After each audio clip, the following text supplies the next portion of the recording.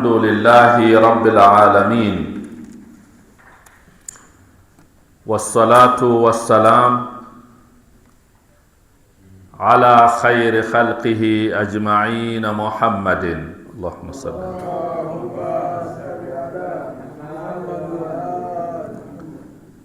وعلى أهل بيته الطيبين الطاهرين المعصومين المكرمين،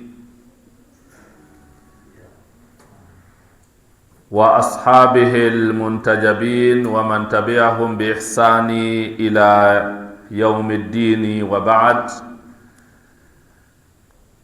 السلام عليكم ورحمة الله وبركاته.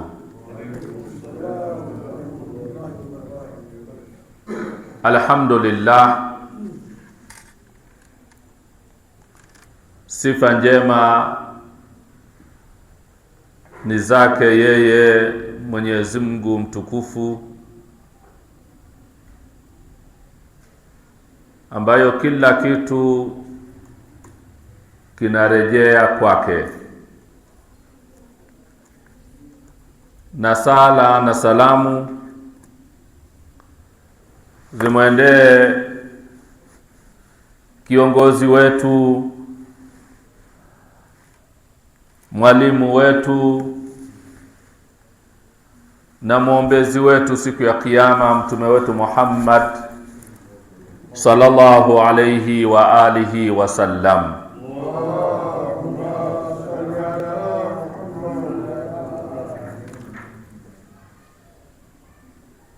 Tunamshukuru Mwenyezi Mungu kwa kutujalia kufika siku hii ya leo, tukiwa katika mwezi 22, na leo tutakapojaliwa na Mwenyezi Mungu tutakuwa tena na mkesha wetu wa 3 katika usenia yetu ya Imamu Ridha alayhi salam, na mkesha wa leo ndio unayetiliwa mkazo zaidi na Bwana Mtume na ahlu beiti zake alayhimus salam.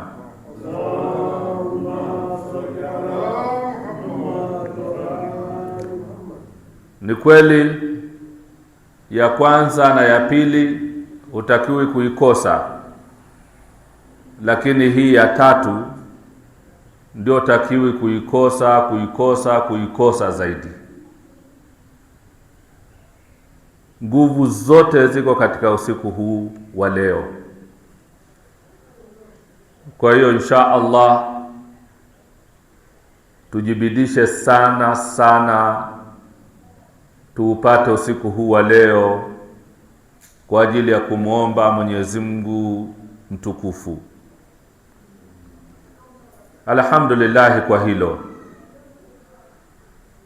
Pia tunaendelea na mazungumzo yetu na darasa letu la maneno matukufu ya Mwenyezi Mungu Subhanahu wa Ta'ala, na kwa sasa tuko mwishoni kabisa mwa tafsiri ya sura yetu ambayo tunaizungumza toka tumeanza Ramadhani ya kwanza mpaka leo.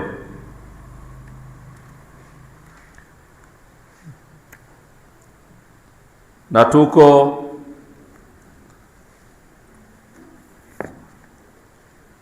katika aya ambazo tulizianza katika siku iliyopita, na tutazimalizia leo aya zote insha Allah.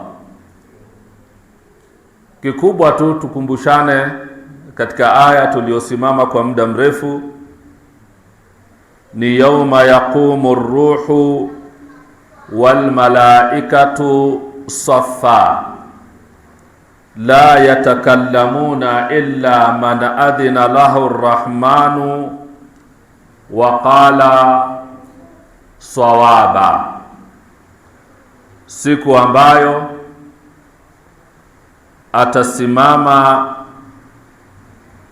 malaika ruh, na tulisema ruhu huyu katika malaika ni malaika mtukufu zaidi kuliko Jibrail na kuliko Mikail. Atakuja katika usiku wa Lailatul Qadr, si Jibril wala si Mikail, ni ruh. Na tukazisoma aya nyingi za Mwenyezi Mungu anapozungumzia kuhusiana na malaika huyu. Miongoni ya maneno ni qul nazzalahu ar-ruhul qudus, na maneno mengine wayasalunaka anir ruhi, na aya chungu mzima ambazo tulizinukuu katika darasa lililopita. Kwa hiyo tulisema kwa mujibu wa riwaya, huyu ni malaika mtukufu zaidi kuliko Jibril na kuliko Mikail, na ni mkubwa. Na hadithi ya Bwana Mtume sallallahu alayhi wa ali pamoja na Ahlulbaiti alayhimussalam zikasema huyo ni askari katika maaskari wa Mwenyezi Mungu Subhanahu wa Ta'ala, kama riwaya ambayo tulinukuu ya Bwana Mtume, ar-ruhu jundun min junudillah laysu bimalaika lahum ru'usun wa aidi wa arjul, thumma qaraa Rasulullah yawma yaqumu ar-ruhu wal malaikatu saffa. Kwa hiyo ni askari katika maaskari wa Mwenyezi Mungu, sio Jibril. Sasa anakuja katika usiku wa Lailatul Qadr, wal malaika, pamoja na malaika pia wanakuja. Sasa katika hii na malaika akiwemo Jibril alayhi salam, Mikaili na malaika wengine. Hiyo tabani ni siku ya Kiyama, lakini tunazungumzia katika masiku ya Lailatul Qadr. Vile vile tanazzalu almalaikatu waruhu fiha biidhni rabbihim min kulli amri. Japokuwa aya inazungumza siku ya Kiyama, lakini duniani pia ruhu huyu ndio huwa anateremka kwa Bwana Mtume katika usiku wa Lailatul Qadr, na baada ya kuondoka Bwana Mtume anateremka kwa maimamu alayhimussalam. Aya inazungumza malaika huyu na Jibrilu na malaika wengine wote watasimama katika safu iliyonyooka, na hawatozungumza katika safu ile isipokuwa yule atakayopewa idhini na Mwenyezi Mungu Subhanahu wa Ta'ala. Na riwaya kutoka kwa maimamu wetu Imamu Sadiq na Imamu al-Kadhim alayhimussalam walieleza ni nani hao watakayepewa idhini ya kuzungumza. Tulisoma riwaya ambayo maimamu wanasema ni sisi Ahlul Baiti salawatullahi wa salamuhu alayhim ajma'in.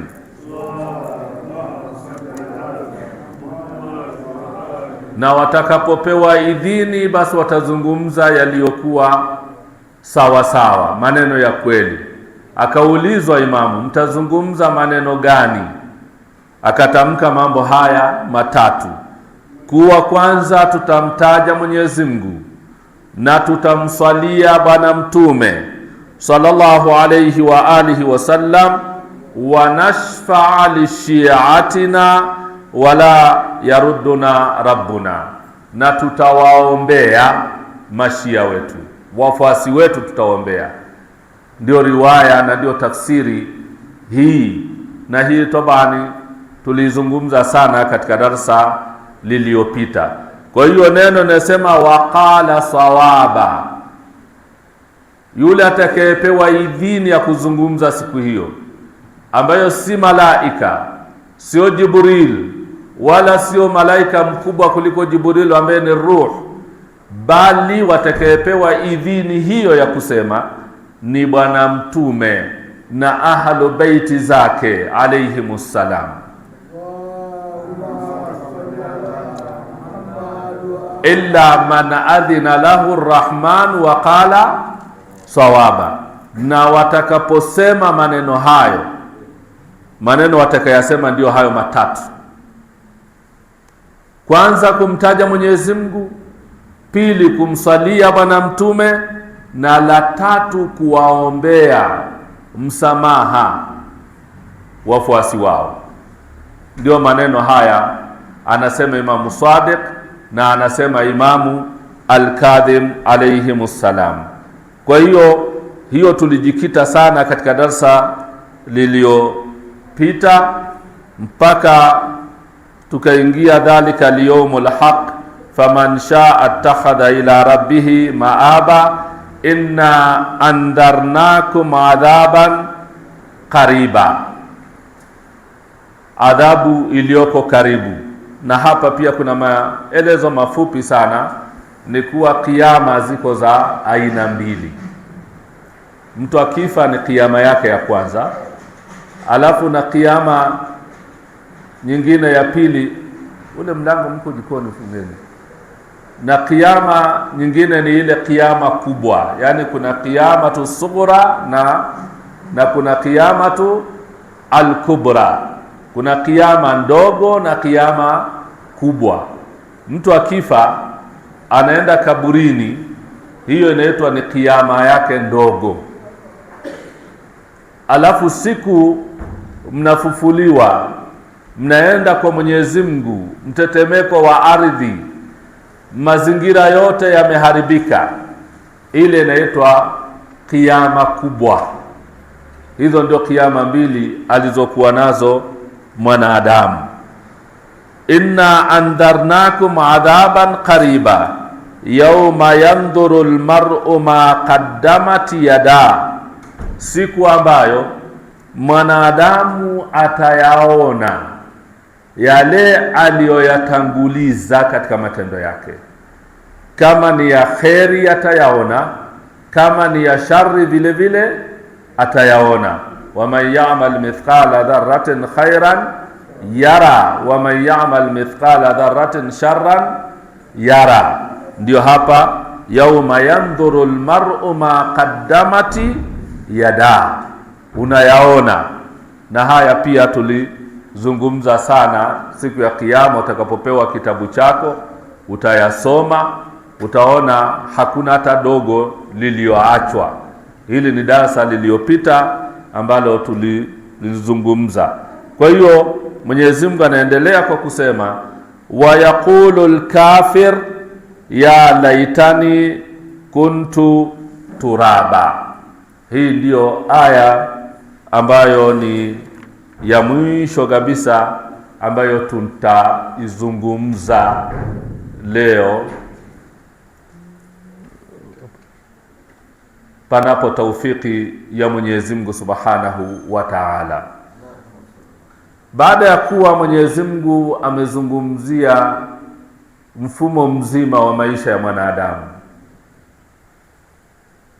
kuanzia kuumbwa mbingu na ardhi ambavyo vitatutumikia sisi wanadamu, kisha tukaja sisi wanadamu maisha yetu yote mpaka kufika kumalizika kwa maisha ambayo ni kifo. Tumerejea kwa Mwenyezi Mungu, mazingira yote ya ulimwengu huu yote yameshaharibika.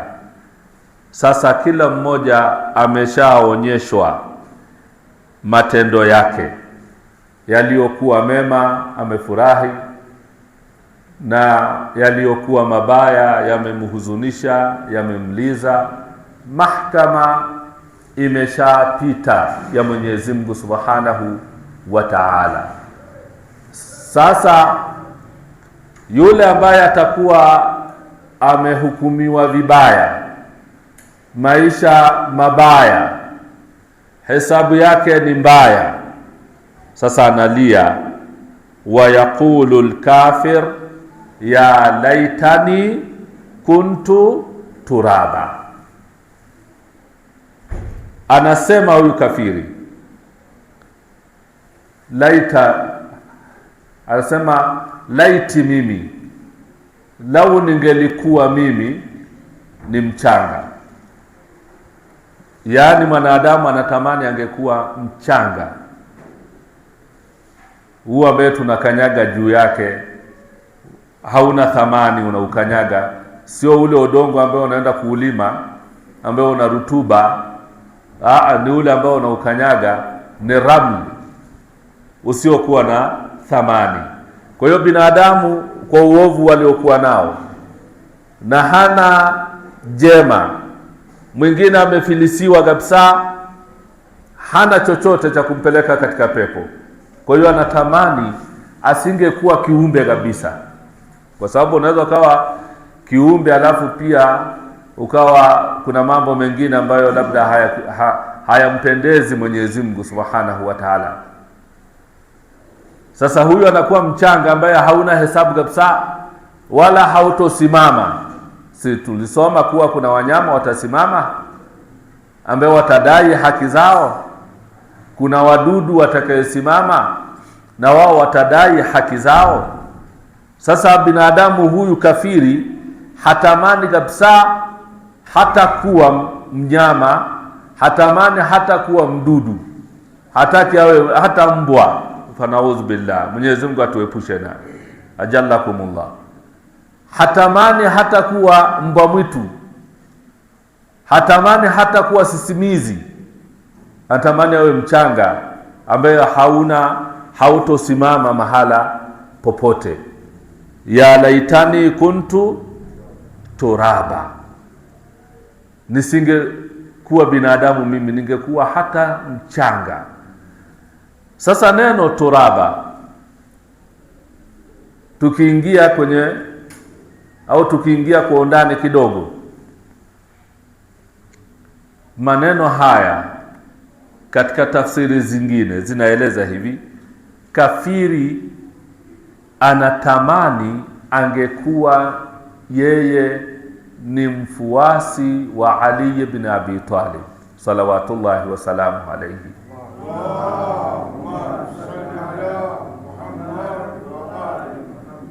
Yani anatamani angekuwa mchanga, sio huu mchanga ambaye tunaukanyaga.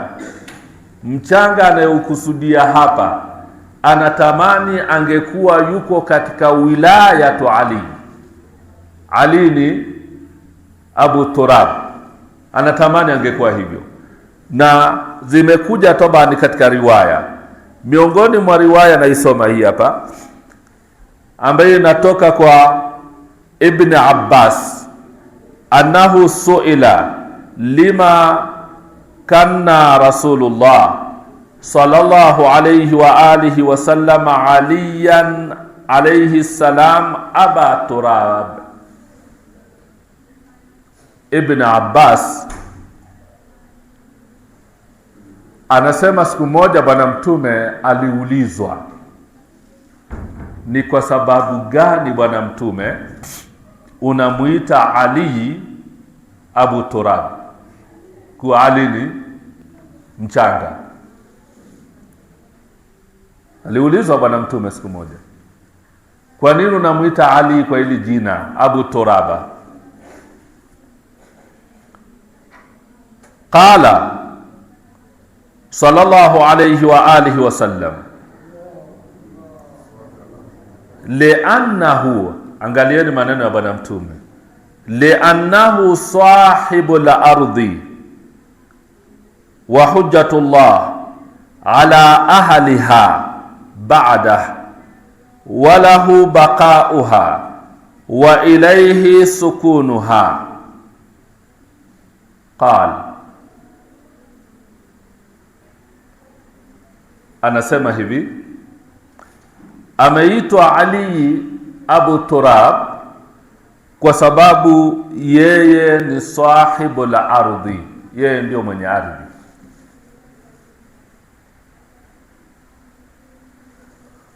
Imam Ali ndio nani? Ndio mwenye ardhi. Wa hujjatullah ala ahliha, na yeye ndio hoja ya Mwenyezi Mungu kwa watu wa ardhini, ndio hoja. Ina maana tutaulizwa sisi kuhusiana na Ali. Hoja ndio haya maneno ambayo mtu anaweza kuambia hebu toa hoja yako. Hoja si hoja, unatoa maneno ya kujitetea, si ndio maana yake? Sasa na sisi hoja wetu wa kujitetea mbele ya Mwenyezi Mungu ni Ali ibn Abi Talib. Utaambiwa kwa nini ulikuwa unaswali unaweka turba? Kwa nini ulikuwa unaachia mikono? Kwa nini ilikuwa tukisema wala dhalina husemi amin, unasema alhamdulillah? Kwa nini ulikuwa ukitawaza unatawaza hivi unapaka, si ndio? Kwa nini katika haya tuliokuwa nayo sisi wafuasi wa Ahlulbayt? Si utaulizwa? Sio tu unapewa thawabu, utaulizwa eti kwa nini ulikuwa unafanya hivi? Sasa hoja ya kujitetea kwako, unajitetea kupitia nani? Unajitetea kupitia Amir al-Mu'minin Ali ibn Abi Talib alayhi salam, baada ya bwana mtume Muhammadun sallallahu alayhi wa alihi wasallam.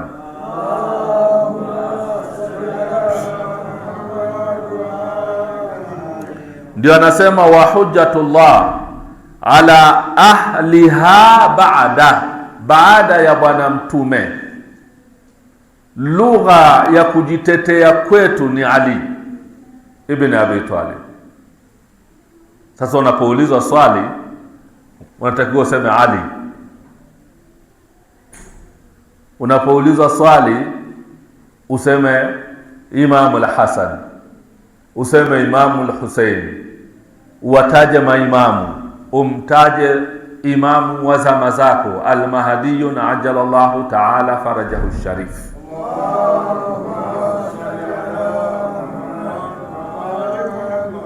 Ndio maneno huwa tunarudia mara kwa mara, ujumbe alioutoa samahatu as-Sayyid Muhammad Hussein Shirazi ar-Rahil rahimahullah, Mungu amrehemu, alipowaambia watu nendeni mkazungumze kuhusiana na Ahlul Bait, usizungumze kuhusiana na sisi, yani kuhusiana na maraje, kwa sababu maraje wanapita lakini maimamu wanabaki. Maimamu hawapiti. Imamu Hussein yupo, tutaulizwa, si maneno yake yapo?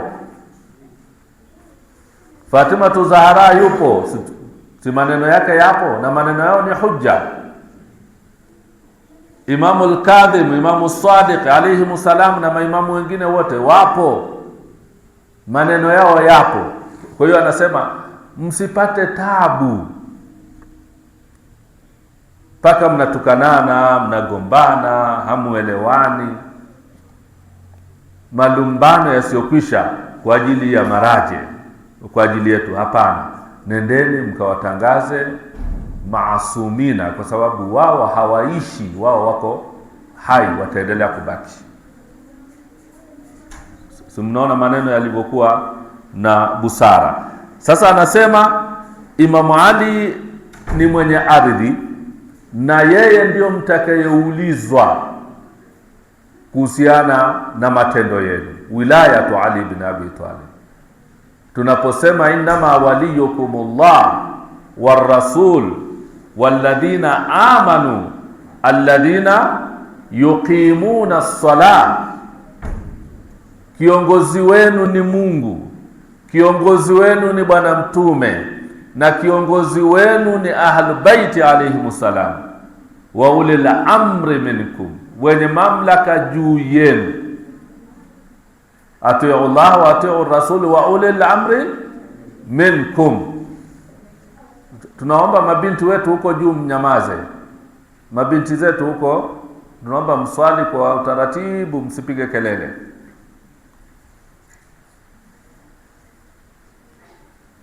Innama waliyukumullah war-rasul wa ulil amri walladhina amanu. Alladhina, aya zote hizi na ndio tukaambiwa wakunu maa as-sadiqina, kuweni na wenye kusema ukweli.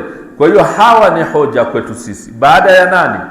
Baada ya bwana mtume Muhammadun sallallahu alayhi wa alihi wasallam.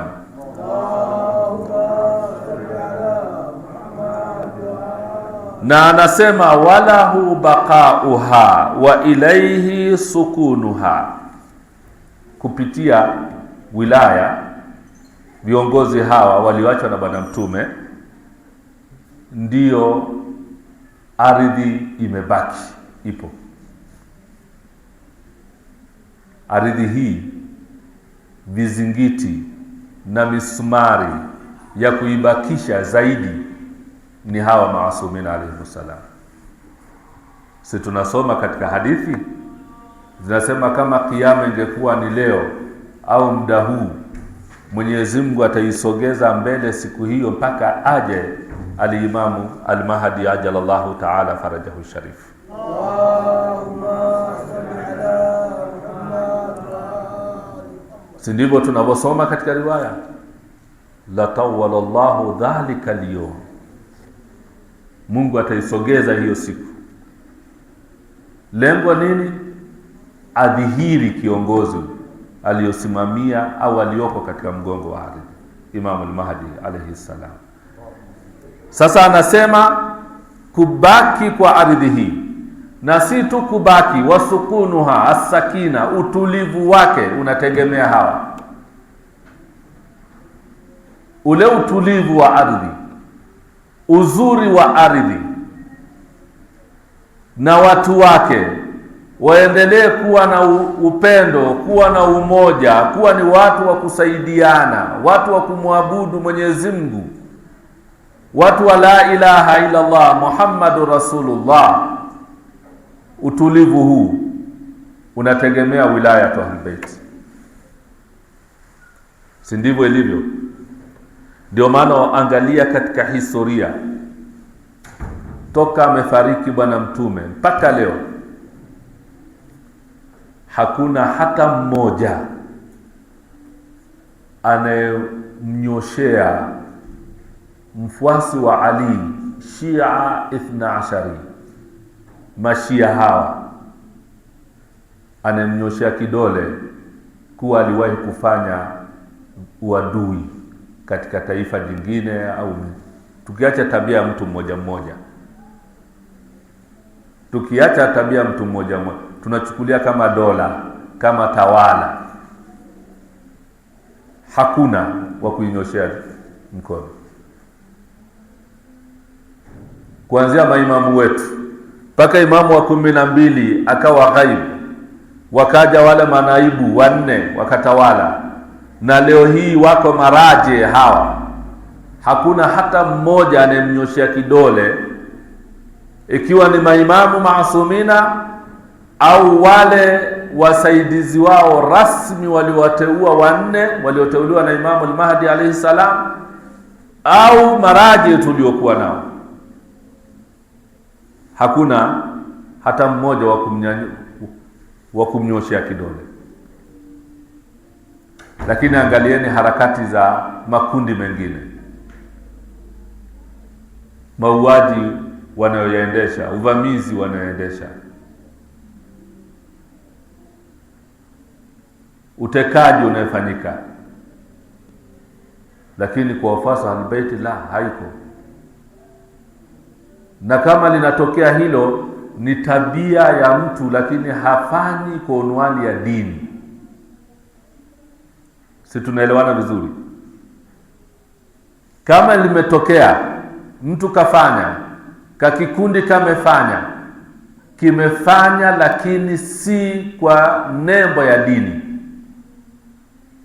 wamefanya kwa nembo ya matamanio yao, ya nafsi yao, lakini hawezi wakasema tunapigania dini. Yaani anapigania dini, anachukua bomu anaenda kulitupia shuleni, watoto wa shule wafe, eti tu kwa sababu si katika dhehebu lake. au kwa sababu tu anapigana na wazee wake. Hiyo huwezi kuona kwa mfuasi wa Ahlulbayt alayhimussalam. Ni haramu, madhambi makubwa. Mwenye kuua nafsi moja ni kama vile ameua watu wote. Huwezi kumuona anachukua bomu, anaenda stendi, analirusha pale, anajilipua na yeye anajitoa muhanga, anasema yuko katika jihadi. Hutosikia kwa mfuasi wa Ahlulbayt. Hiyo ni haramu. Lakini tumeyaona mangapi yaliyotokea, mahoteli yakilipuliwa, vituo vya biashara vikilipuliwa, yakiwa ni makundi wakajiita shababu, vijana. Shababu ni vijana. Wako waliojiita Boko Haramu, tumeona, na wako ambao walijiita Islamic nini sijui state, namna walivyo na Al-Qaida, aqida, jina zuri kabisa. Aqida, sio? Jina ni zuri mno. Na haya majina karibia yote ni mazuri tu. Hakuna jina ambalo unasema ni jina la kishaitani. Majina mazuri mno. Jina yake ni maana yake ni ndio Islamic Daesh. Majina mazuri Islamic na nini. Lakini angalieni kinachotokea. Kwa unwani hiyo ya dini, na mtu anasema jihadi, amevaa mabomu, anavizia watu wako sokoni, watu wako supermarket, anajilipua, anakufa, anasema nimekufa, na anasema anaenda peponi. Ambaye angeenda na speaker akawalingania, jamani, qulu la ilaha illa Allah tuflihu, kama alivyofanya bwana mtume sallallahu alayhi wa alihi wasallam.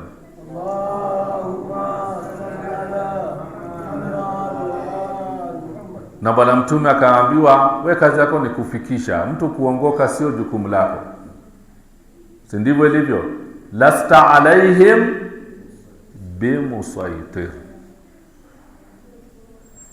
Sio kumtweza nguvu, eti umemlingania, umempa ujumbe, lazima akufuate, akikukatalia umuue. Ameambiwa wewe kazi yako fikisha tu. Kuongoka hilo sio jukumu lako. Lasta alaihim. Na akaambiwa tena, wewe fikisha, walakin la ikraha fi din. Usimlazimishe. Sasa unapoenda kumlipua, unamuua, ni kama vile umemlazimisha. Kwa hiyo unaona sasa huyu amenikatili, ngoja nimuue tu. Wako waliomkatalia bwana mtume uso kwa uso, na sio tu kumkatalia, na matusi juu. Mtume amewalingania kwa amani, kwa utulivu. Mabinti zetu juu tunawaomba tena, nyamazeni.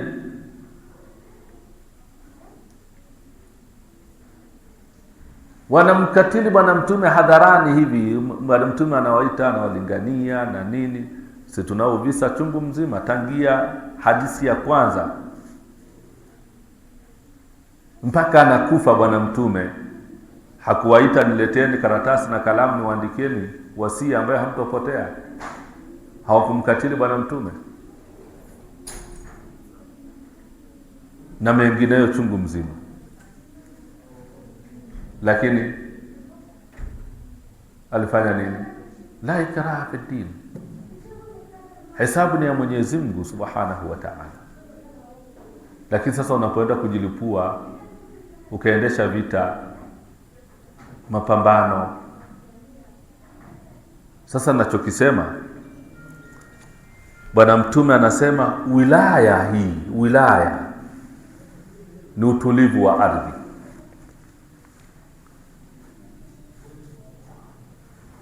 Ndivyo ilivyo. Kwa sababu gani? Fa in tanaza'tum fi shay'in farudduhu ila Allah wa rasul walladhina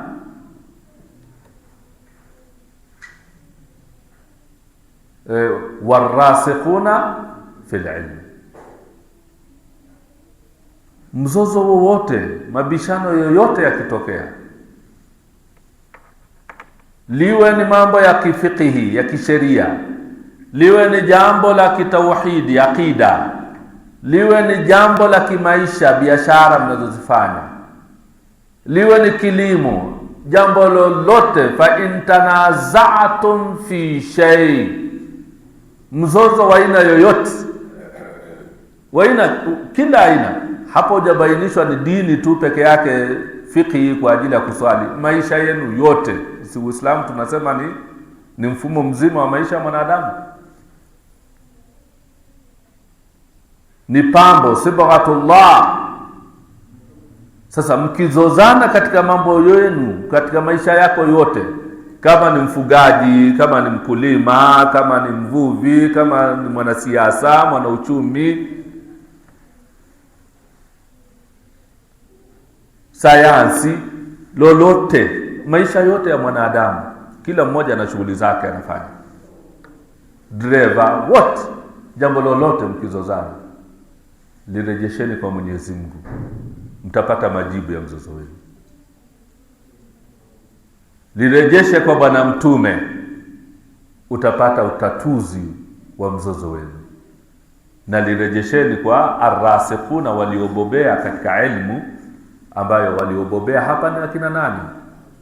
Ahlul Bait, ambayo Imam Ali mwenyewe anasema hahuna la ilmun jamma. Si wote walikuwa wanamrejea Imam Ali? Si hata mmoja katika masahaba, katika viongozi wakubwa, si anasema miaka miwili aliyokaa kwa Imam Ali ilimuokoa?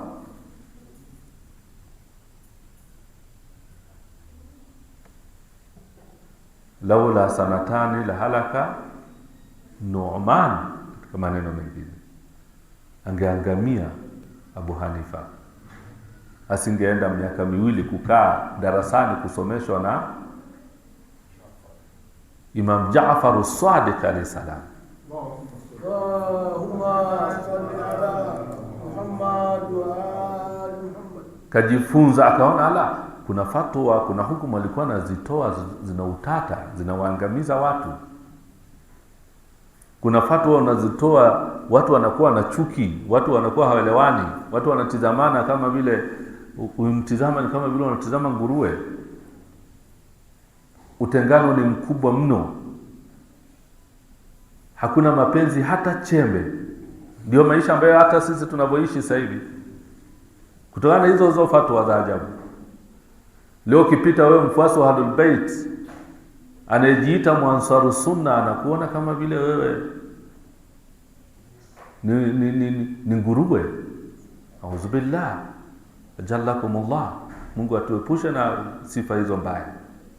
Lakini unaonekana hivyo. Akikuita wewe ni kafiri, maana yake ni nini? Na Qur'ani, wa yaqulu al-kafir, kafiri, umeitwa ni kafiri, yani kafiri. Sio kuwa asi, kafiri. Zaidi ya hapa kaongeza kafiri mushrik. Si tunaitwa washirikina? Na mushriki katika Qur'ani, innal ninazungumza aya, innal mushrikina fi darki al-asfal min an-nar, takriban aya imekaa hivyo, si ndio? Inna shirk la dhulmun adhim, shirki ni dhambi kubwa mno. Aya nyingine Mungu anasema washirikina watatupwa katika moto wa chini, au idha almunafiqina fi darki al-asfal, maana yake unaingia pia kwenye unafiki. Aya zingine kuwa Mwenyezi Mungu atasamehe madhambi yote isipokuwa dhambi ya kumshirikisha. Hii haina msamaha. Si Qur'ani inazungumza hivyo? Ina maana sisi wafuasi wa Al-Bait ndio tumevalishwa vazi hili.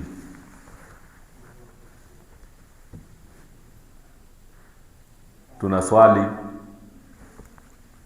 Na tena tunaswali kwa kutumia hadithi za Bwana Mtume, si ndio? Tunaswali kwa kutumia aya za Mwenyezi Mungu, tunatawaza kwa kutumia Qur'ani na hadithi za Bwana Mtume sallallahu alayhi wa alihi wasallam.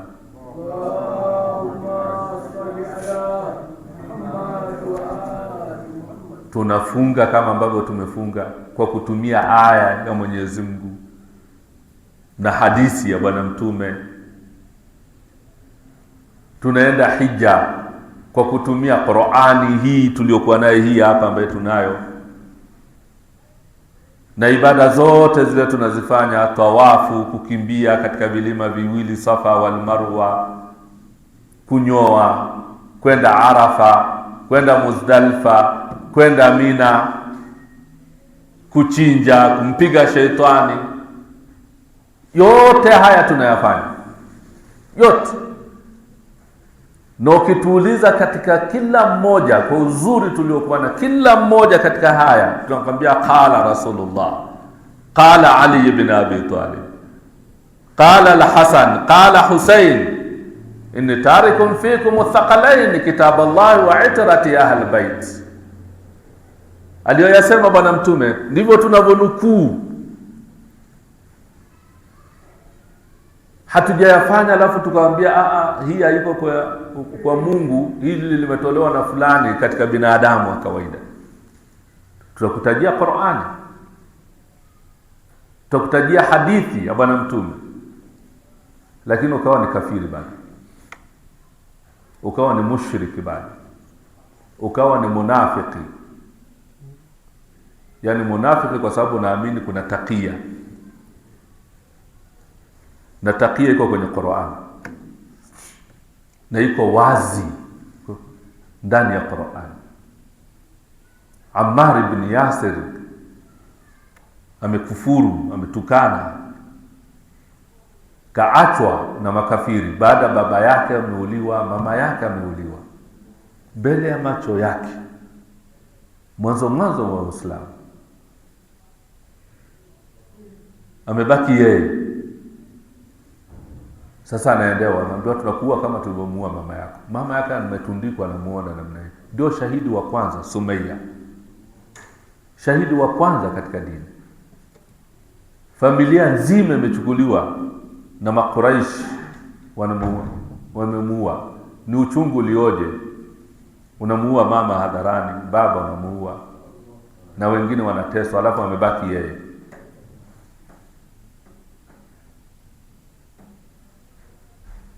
Kisha ifikie kwake, asante Sheikh, kisha ifikie kwake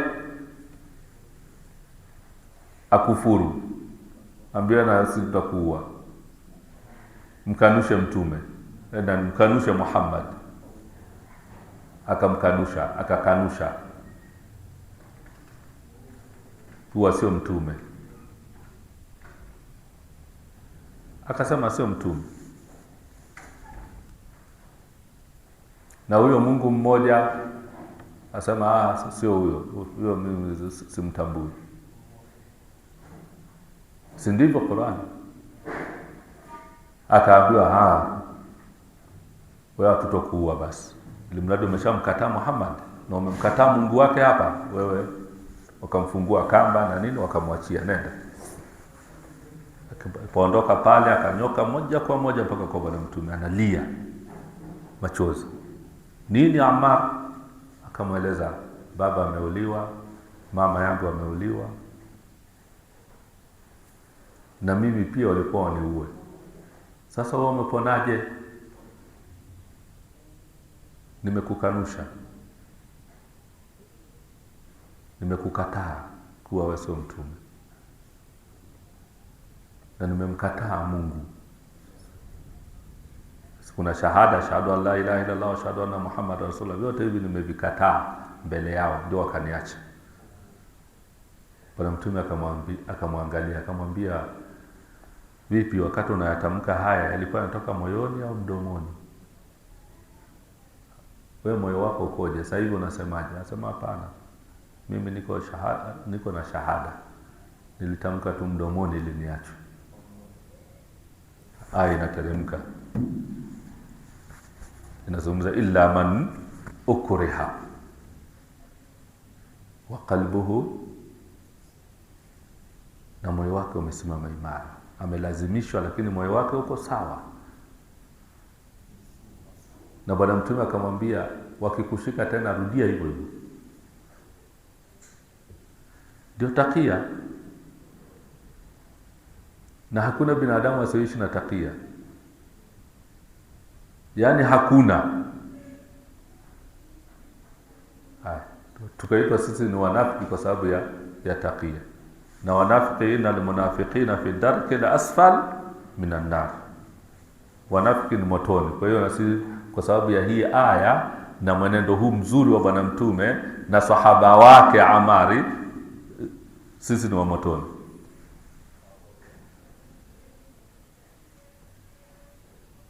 Ikaja ikiwa ni ndoa ya muda, tukashambuliwa na wakati Qur'ani iko wazi, historia, tarehe iko wazi. Masahaba chungu mzima waliozaliwa na ndoa hiyo wako tena watukufu, na wao wanawasifu. Hakuna hata mmoja amesema hawa ni watoto wa zina. Masahaba hawa adhubutu basi mmoja aseme hawa masahaba ni watoto wa zina. Si tunawapenda? Na historia iko wazi, wamezaliwa kwa ndoa ya muta, lakini wameshika hatamu, ni viongozi, ni majemedari wa kivita, ni watu wema, na sisi tunawatambua ni wema.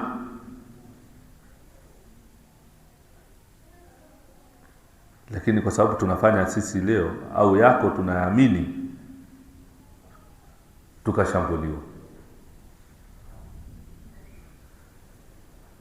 Sasa Bwana Mtume anasema kubaki kwa ardhi hii na utulivu wa hii ardhi ni hii wilaya tu Ahlulbayt alayhimussalam.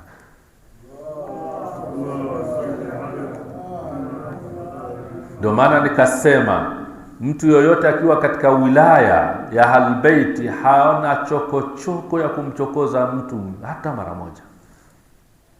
Sifa hiyo hana.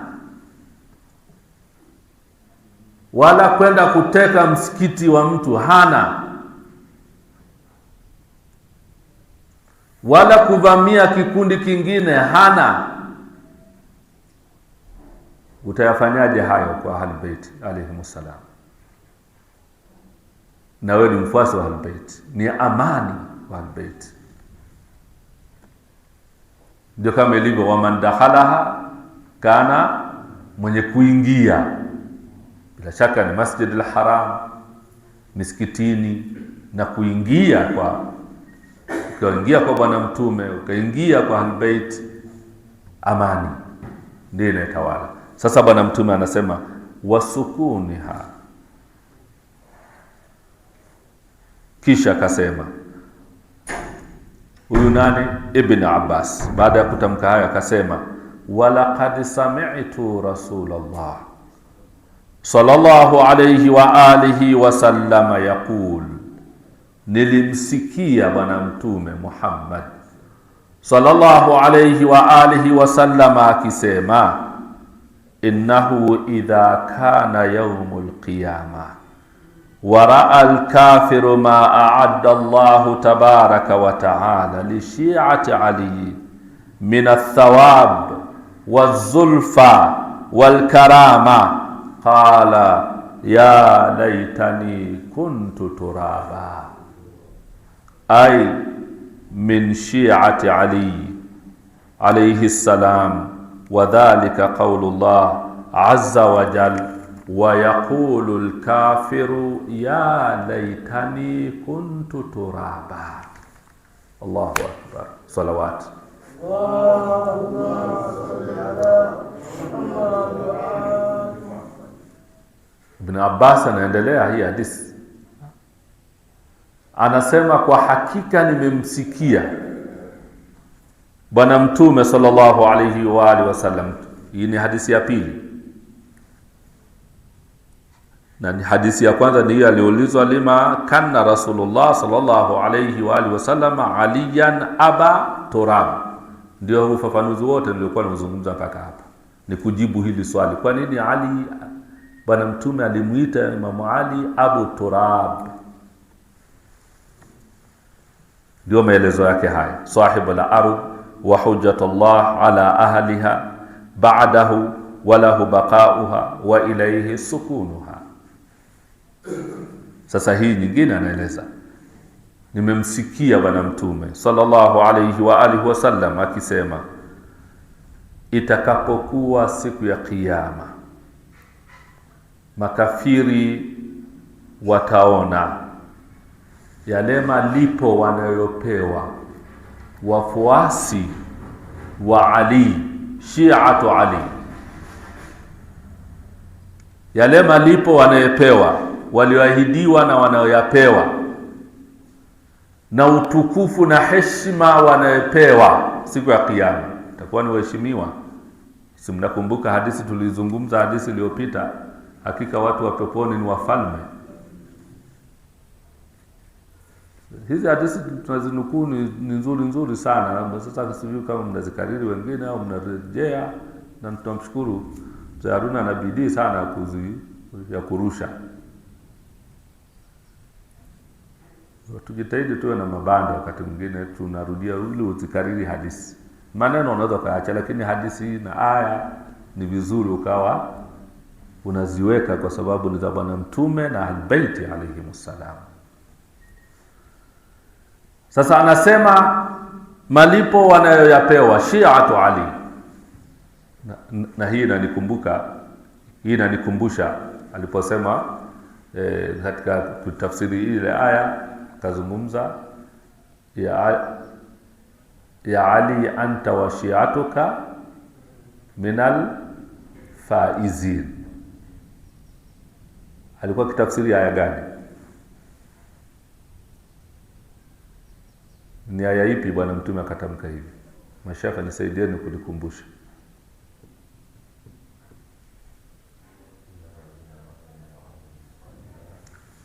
Ulaika hum khairul, barakallahu fika, salawat. Allahumma salli ala Muhammad wa ali Muhammad. Ulaika hum khairul bariyya. Akaulizwa, nani hawa khairul bariyya? Ndio bwana mtume akalitamka hili, anta wa shi'atuka, wewe na mashia wako. Sasa kwa hiyo neno jina Shia kalitamka bwana mtume. Sasa watu wanabobojwa huko, wanabobokwa, wanatamka ushia umeanzishwa sijui na Yahudi gani, sijui umeanzishwa sijui kwenye utawala wa nani. Ni kujihangaisha tu, unapingana tu wazi na bwana mtume. Na huku bwana mtume, kama maneno ya Mwenyezi Mungu tuliyoyasoma, mkizozana, mmelumbana katika jambo, lirejesheni kwa Mungu na mtume wake. Sasa kwa nini na hili kama hamuelewani, simkamuuliza bwana mtume hili jina liko? Bwana hadithi iko wazi. Sasa jina ushia lilianzishwa kweli na nani huyo? Anaitwa nani? Abdurrahman ibn Saba. Nani jina kamili? Abdullah ibn Saba, si ndio? Wasema ni Myahudi, ndio alianzisha ushia. Sasa bwana mtume ni Myahudi, na hapa mwenyewe anatafsiri aya tena, anatamka Shia na akatamka Shi'atu Ali.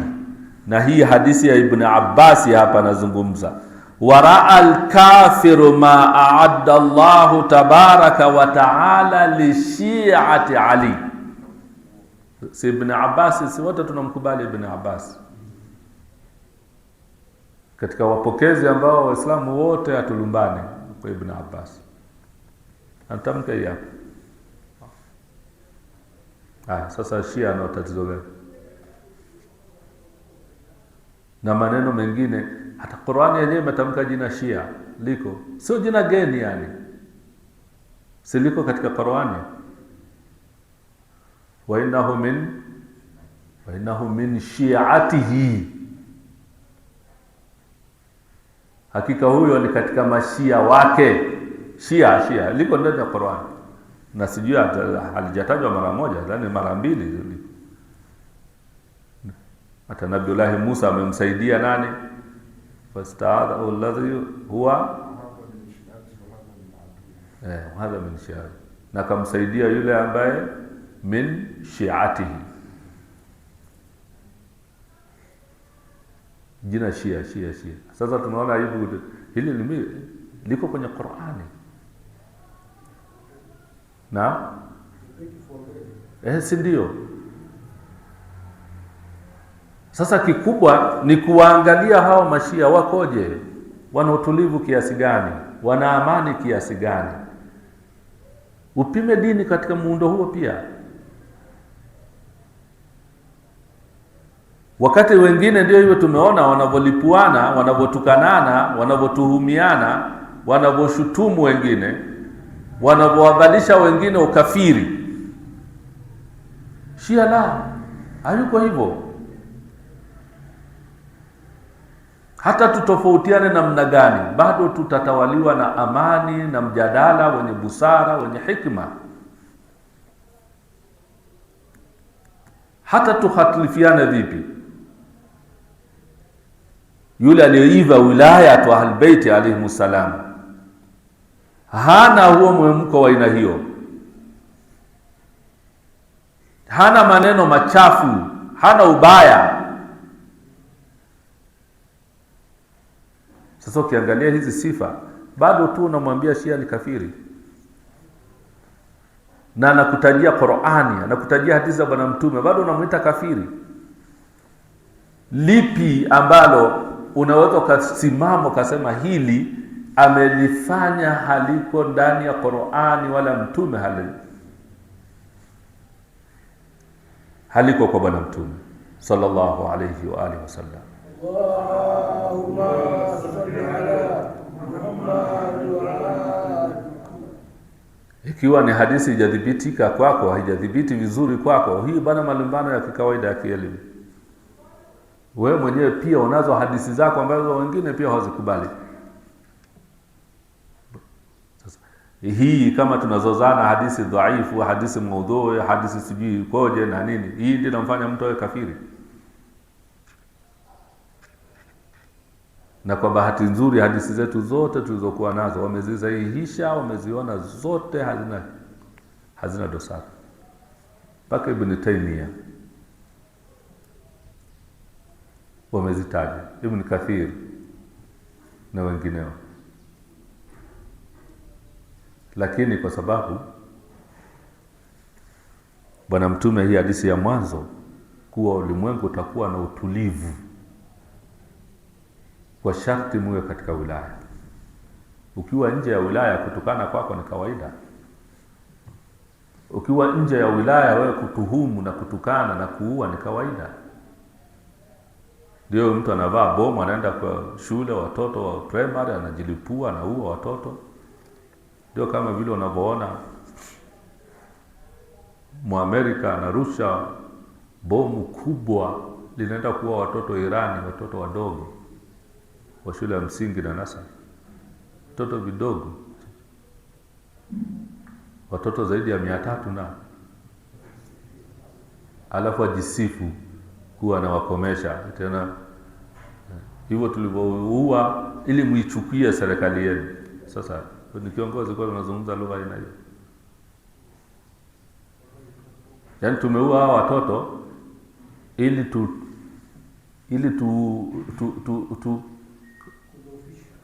sio kuzoofisha, lengo ili tujenge chuki, wananchi waichukie serikali yao, uzalishe chuki. Eti usema watoto wetu wameuliwa, hii serikali ni mbaya. Ndio hivyo. Hiyo ndio lugha ya mtu mwenye akili. Unaenda jahannam eti ili serikali chukiwe. Hao watoto hao wewe utaenda kuponea wapi mbele ya Mwenyezi Mungu kwa idadi hiyo? Ikiwa tu umemdhulumu tu, umechukua mali yake kidogo hivi, unaenda jahannam. Je, umeua nafsi kabisa, watoto wadogo abria, alafu jisifu namna hiyo? Ndio hayo ambayo mengine kama tulivyotamka, hayo makundi yanatumia Uislamu jihad.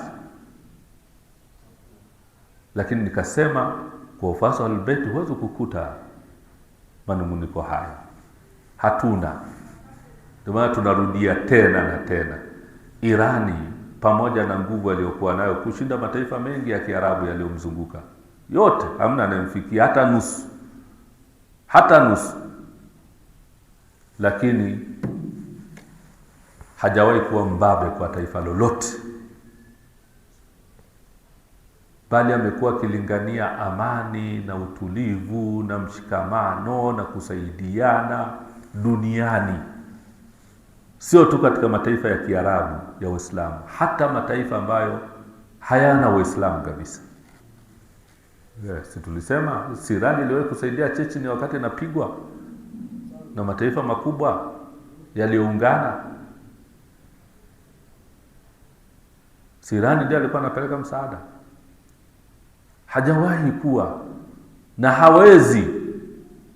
Utakuwaje kiongozi wako ni Ali ibn Abi Talib? Hawa ni wasimamizi tu. Kiongozi wako ni Bwana Mtume sallallahu alayhi wa ali, aliyoiteka Maka na akawaambia, pamoja na kuwa nyinyi mlitutesa, mlituumiza, mlitufukuza, mlichukua mali zetu, lakini aliwaambiaje? Al-yawmu yawmul al-marham. Al-yawmu yawmul marham. Leo ni siku ya kuhurumiana. Leo ni siku ya huruma. Wito wa Bwana Mtume mkubwa mno aliutangaza, salawatullahi wa salamu alayhi.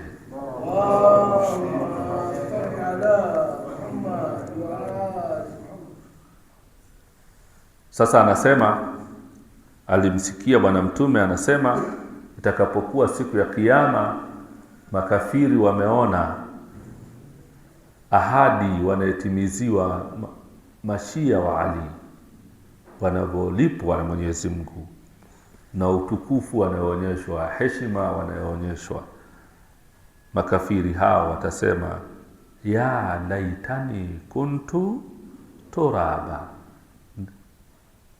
tunatamani tungekuwa sisi ni wafuasi wa Ali ibn Abi Talib, ai min shi'ati Ali, wanatamani tungekuwa ni mashia wa Ali. Ndio Bwana Mtume akasoma maneno haya,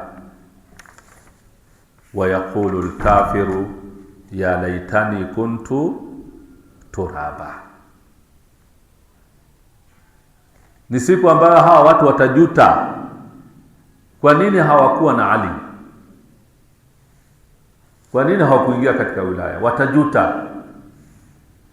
Ndio haya maneno mengine ya Mwenyezi Mungu anasema, wa yauma yaghuddu adh-dhalimu ala yadayhi yaqulu ya laitani ittakhadhtu ma'a rasuli sabila ya wailati ya wailatani, sinasema hivyo,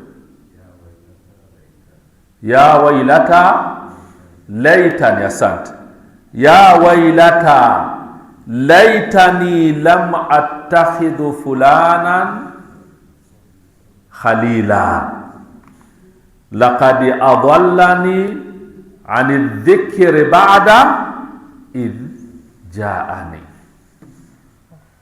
Angalieni maneno ya Mwenyezi Mungu, yauma yaghuddu dhalim, siku ambayo yule dhalim ambaye ameizulumu nafsi yake, amejizuia siingie katika neema ya wilaya, neema ya Uislamu, amejizuia, amekataa kwa kusema tu sijamsikia shekhe wangu anasema. Unaambiwa amesema Bwana Mtume, na anasema bwana shekhe wangu hajaniambia. Hebu angalieni mantiki na lugha ya ajabu tunavyoitumia. Yaani mimi nakuja nakwambia Mungu anasema haya hii hapa, mtume anasema, alafu nao anasema bwana mimi sijamsikia shaka wangu, hata shaka wangu hajaniambia. Sasa kama shaka wako hakuona huo mstari, kwa hiyo akipotea na wewe umepotea, kwa sababu na tulisoma huko mwanzo, wama utitum min al-ilmi illa qalila, elimu nilizopewa jamani ni kidogo. Na maneno mengine, wa kullu dhi ilmin alim, kila mjuzi kuna mjuzi mwingine juu yake. Sio, haina maana kuwa lazima awe juu yako amekupita. Anajua kingine. Anajua kingine. Sinakuwa kama kile kisa ambacho kinanukuliwa siku zote ya msomi ambaye alipanda katika safina, alipanda katika jahazi, si ndio? Kinatambulika.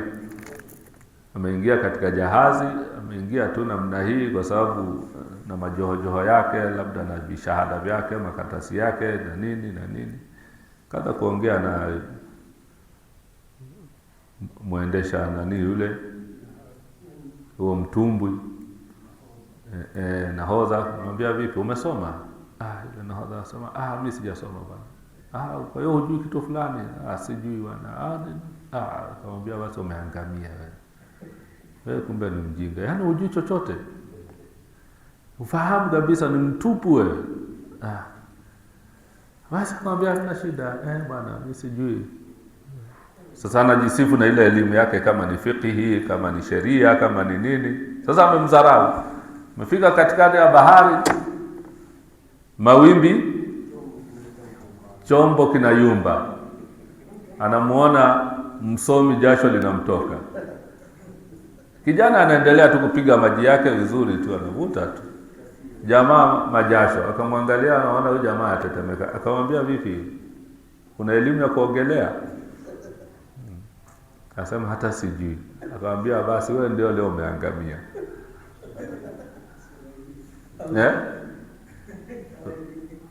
Si una elimu ya kuogelea. Sasa kwa sababu yale alimwambia kijana, wewe una elimu, kwa hiyo wewe ni bure, umeshaangamia wewe. Sasa kijana naye anamwambia, sasa mimi nitapona hapa, mimi sitaangamia, wewe ndio utaangamia leo.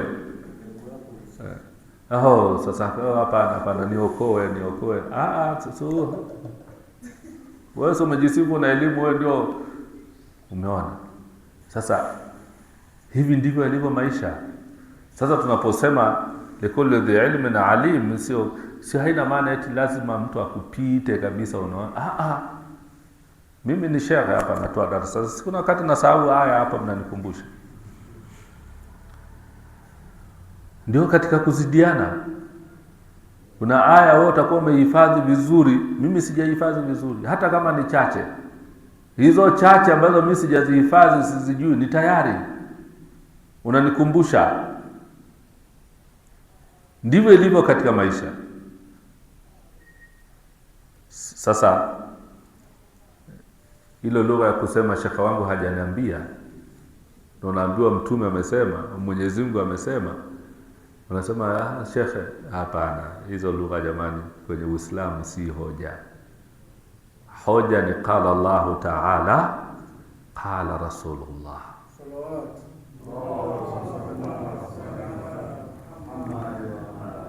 Sasa watazungumza hawa, yauma yaghuddu adh-dhalimu ala yadayhi yaqulu ya laitani ittakhastu ma'a ar-rasuli sabila ya wailata laitani lam attakhidhu fulanan khalila laqad adallani ani dhikri ba'da idh ja'ani. Wanajinaka, anajitafuna vidole. Yaghuddu adh-dhalimu ala yadayhi, anajingata ile. Unaona mtu akiwa ana uchungu anapojingata, angalieni hasira ile. Unaona hata mtoto hivi mwingine ngata, anajiburuza, anajitupa, Alafu anasema ya laitani takhastu ma'a rasul sabila, najuta mimi ningefuata njia ya bwana mtume, ningefuata njia ya nani? Ya bwana mtume. Ya wailata laitani, na majuto, najuta, naumia, nisingemfanya kuwa fulani ndio rafiki yangu, nisingemchagua fulani kuwa rafiki yangu. Hapa tuweki wazi tu, lakini mwenyewe umenielewa.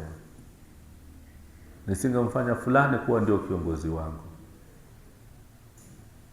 Kwa sababu gani? Laqad adallani an dhikri, amenipoteza huyu rafiki au kiongozi huyu niliyomfanya kuwa ndio kiongozi wangu, amenipoteza, nimepotea,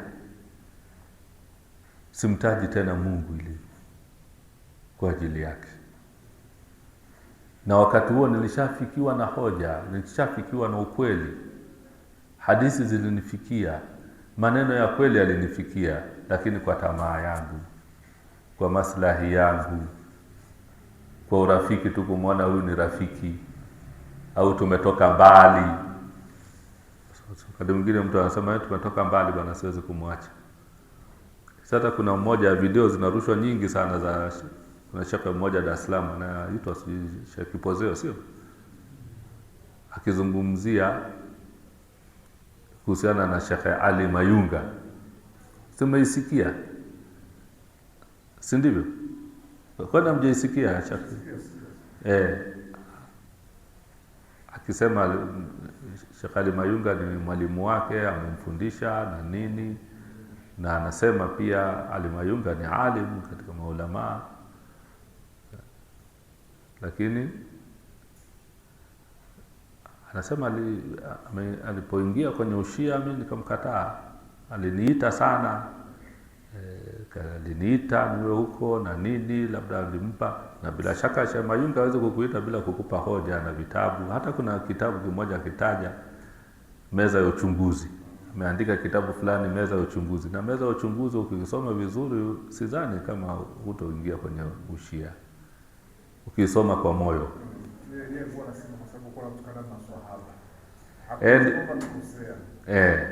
Anasema kwa sababu alitukana, anasema sikumfuata, asante. Sijamfuata kwa sababu bila shaka nadhani anamwamini kuwa ni kafiri kwa sababu ametukana masahaba. Na Sheikh Mayunga hajatukana sahaba. Kutukana ni haram, la takunu sababin, sio? Msitukane, matusi ni haramu. Sio tu hivyo, Mungu ametukataza tusitukane hata miungu ya makafiri. La tasubbu alihatahum, msitukane miungu yao. Mkiwatukania miungu yao, na wao watawatukana Mungu wenu wa haki. Tunazuiliwa tusitukane. Sasa hata Sheikh Ali Mayunga hajatukana sahaba. Matusi ni haramu. Na sisi hadithi hii tunaikubali, na Qur'ani iko wazi. Bali anachokizungumza Sheikh Ali Mayunga, Mwenyezi Mungu amlaze mahala pema Sheikh wetu, amefanya kazi kubwa sana. Ni anazungumza historia ya vitu vilivyotokea. Masahaba walipigana, masahaba walifanya kadha wa kadha, anaandika yaliyotokea na yeye anayanukuu. Sio kuwa yeye ndiye ameanzisha, yeye mwenyewe anayanukuu kwenye vitabu, na vitabu vimeandikwa na Waislamu wa madhehebu yote. Sasa kama kutukana, basi kina Bukhari ndio wametukana zaidi, wakina Muslim wametukana zaidi, wakina Yanabiul Mawadda wametukana zaidi, wakina Kanzul Umali wametukana zaidi, wakina Ibn Kathir wametukana zaidi, hata Ibn Taymiyyah wametukana zaidi. Kwa sababu alichokiandika Mayunga anakuletea na haya, nimechukua kwenye kitabu kadha ndio kimeandika hivi. Sasa utafanyaje sasa? Sasa labda mngesema kunukuu kwa wakubwa waliopita haitakiwi. Ukifanya ukinukuu sasa hivi wewe ndio umetukana. Labda tupate fatwa za aina hiyo, na hawatoshindwa kutoa fatwa za aina hiyo. Sasa hakuna mtu anayetukana masahaba, tunaelezea mazingira mazito yaliyotokea katika umma wa Bwana Mtume, kama ambavyo leo hii Waislamu wanaweza wakapigana alafu ikabaki katika historia. Siku moja watu wataweza kuandika, siku moja anaweza kuzungumza, mwaka fulani palitokea na matatizo baina ya Waislamu au msikiti uliopo hivi na hivi, si ndivyo? Sasa atakuwa yeye ndiye amehusika. Na kama anavyosema samahatu Said Mudarrisi Muhammad Taqi Mudarrisi hafidhahullah wa raa, kuwa historia ndiyo inayetupa uhai. Umma wenye kukumbuka historia yao ni umma uliokuwa hai, na umma unapoacha historia yake, huo umma umekufa. Sasa hawa watajuta, watasema tusingemfanya fulani kuwa ndio rafiki wetu, ndio kiongozi wetu. Ni nini maana yake? Wangemfanya ya laitani kuntu turaba. Huyo ndio Ali ibn Abi Talib salawatullahi wasalamu alayhi, ambayo hadithi hii inaimalizia ya Bwana Mtume anasema, ya Ali, laula innani ashukku an taqula fika, asema ya Ali, laula innani ashfiqu an taqula fika tawaif ma qalat an-nasara fi Isa ibn Maryam alayhi salam laqultu fika al-yawm maqalan la tamurru bimala'i minhum illa akhadhu at-turab min tahti qadamaik. Riwaya hii tumeizungumza mara nyingi sana hata kwa Kiswahili chake. Huyo ndio Ali ibn Abi Talib, ambaye Bwana Mtume anasema, ewe Ali, lao ungekuwa mimi si hofi antakula fika tawaifu ma qalat an-nasara, nisingekuwa na hofia kuwa watu watasema kama walivyosema kuhusiana na Isa ibn Maryam. Bae Isa ibn Maryam watu walimuita Mungu, sio? Sasa Bwana Mtume anamwambia Imam Ali, naogopa nisiseme maneno hayo watu watakuja kukuita Mungu kama alivyoitwa Isa ibn Maryam. Ningesema hao maneno, hakuna mtu yoyote angepita isipokuwa anachukua mchanga katika miguu yako. Huyo ya laitani kuntu turaba ndio tafsiri.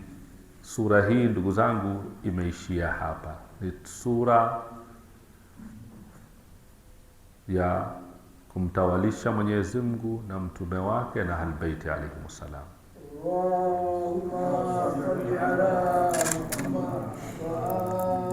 Na tujitahidi katika maisha yetu, hawa ndio viongozi wetu, hatuna zaidi ya hawa. Dunia isije katudanganya tukaona Imam Ali hana nafasi kwenye maisha haya. Usije ukajidanganya hivyo hata mara moja. Hadithi hii ni nzito sana ya Bwana Mtume sallallahu alayhi wa sallam, na iko wazi kwa Ali siku ya Kiyama ya kuwa yeye ndio qasimul jannati wan nar. Hapo unaweza kumuona Imam Ali kama hayupo, hausiki, lakini ni qasimul jannati wan nar, ndio atagawa pepo na moto, na atagawa kwa imani ya waja. Ulikuwa unampenda ni wa peponi, ulikuwa unamchukia ni wa motoni. Na chuki si lazima iwe chuki kama ya Muawiya, sio chuki kana ya kina Yazidi. Hizo ni chuki, lakini kuna chuki zingine za chini kwa chini. Unaambiwa amesema Imam Ali, na wewe unanyanyua mdomo kwa kusema kwani yeye ni nani? Si ndivyo tunavyosema? Kwani yeye ni nani? Unaambiwa Imam Kadhi amesema, wasema kwani yeye ni nani? Huyo ni wa Mashia. Na ndio maana unaweza kukuta wengine wanaikataa maulidi ya Bwana Mtume kwa sababu mwandishi wa kile kitabu cha Barasa Nje anaitwa Jaafar. Sasa wanajichanganya, wanasema huyo Jaafar ni yule Jaafari wa Mashia, ili uone kuwa watu wengi hawana elimu alafu wanajifanya ni wajuaji, ni wataalamu. Sasa ina maana hii baraza nje ni maneno ya Imam Jaafar as-Sadiq. Sasa kwa Imam Jaafar as-Sadiq sisi ndio tungekuwa naye namba moja, sio Jaafar huyo. Basi inawezekana kawa ni Jaafar Shia, lakini sio huyu Shia Isna Ashari, sio, huenda labda Shia Ismailia au Shia kadha. Si Mashia pia si wana makundi, majina yao yako. Lakini sasa watu wana yule aliandika ile ni Mashia, ndio mwanzilishi wa Maulidi, hiyo ni mshia wa Jaafar. Na watu wanadanganywa kwenye kongamano, kwenye ijtimaa, wanaona Mashia sisi wabaya kabisa eti kwa sababu Jaafar ameandika kitabu cha baraza nje. Si ni aibu hiyo kwa Mashia? Ni aibu mtu afanye utafiti anajichukulia tu. Sasa tumuombe Mwenyezi Mungu atujalie katika mihimili hii mitatu yawe ndio maisha yetu insha Allah. Katika mihimili hii mitatu Mwenyezi Mungu atupe nguvu ya maisha ya hapa duniani. Kwa mihimili hii mitatu tunamuomba Mwenyezi Mungu asituchukue roho zetu, isipokuwa tuchukue tukiwa sisi ni Waislamu safi. Katika hii mihimili mitatu tumuombe Mwenyezi Mungu tukiondoka kwenye ulimwengu atupokee tukiwa na furaha kwenye maisha yetu ya kaburini na maisha yetu ya siku ya Kiyama. Tumuombe Mwenyezi Mungu atutizame kwa jicho lake la huruma, kwa jicho lake la upendo, atupe mapenzi ya dhati ya kumpenda Mwenyezi Mungu na kumfuata na kumpenda Bwana Mtume sallallahu alayhi wa sallama na kumfuata na kuwapenda ahlu baiti alayhimus salam. Tunapohitimisha katika hii sura tujue tumeitwa katika mihimili hiyo mitatu. Tuwe wanyenyekevu, tuwe wapole, tuwe wacha Mungu, tumuombe sana Mwenyezi Mungu. Maisha ndio haya na vifo ndio hivi vya ghafla ghafla, kama ambavyo kila siku tunasikia fulani amekufa na walikuwa ni mzima. Tunaambiwa hata huyu mzee, huyu shekhe hapa anaitwa Ismaili, mtu alikuwa ananiambia, anasema alimuona, na mwingine anasema alisalisha tarawih, si ndio? Kasalisha tarawih, amerudi nyumbani, kalala, hajaamka, si ndivyo? Taarifa nilizozipata jana, kasalisha sala ya tarawih. Sisi hatuna tarawih, sio? Lakini tunaelezea kilichofanyika. Kasalisha tarawih mpaka amemaliza, amerudi nyumbani mzima, kalala kama ambavyo tunarudi tunaenda kulala, kalala tu salama. Asubuhi hajaamka. Bwana mzee haamki, bwana baba na mwisho anatingishwa, ameshakwenda. Hiyo ndio dunia. Sasa usalama wetu ni kwa Mwenyezi Mungu, usalama wetu ni kwa Bwana Mtume, usalama wetu ni kwa wilayatu Ali ibn Abi Talib. Ya laitani kuntu turaba. Allahumma kun li waliyika al-Hujjat ibn al-Hasan salawatuka alayhi wa ala abai fi hadhihi as-sa'ati wa fi kulli sa'a waliyan wa hafidha wa qaidan wa nasira wa dalilan wa aina hatta tuskinahu ardhaka tawa wa tumatti'ahu fiha tawila birahmatika ya arhamar rahimin. Allahumma inshallah siku ya